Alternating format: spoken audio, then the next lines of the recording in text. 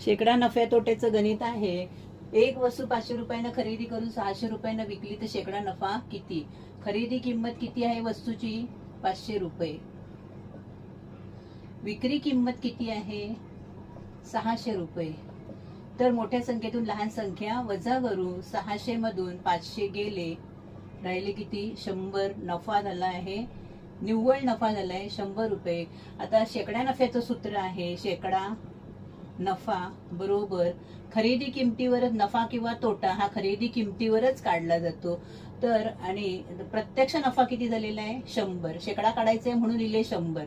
तर 100 खरेदी किंमत आहे 500 गुणिले शेकडा काढायचा आहे म्हणून 100. या दोघांचा गुणाकार करायचा. 1 2 3 4 4 शून्य मोजून लिहायचे, खाली 500 लिहायचे.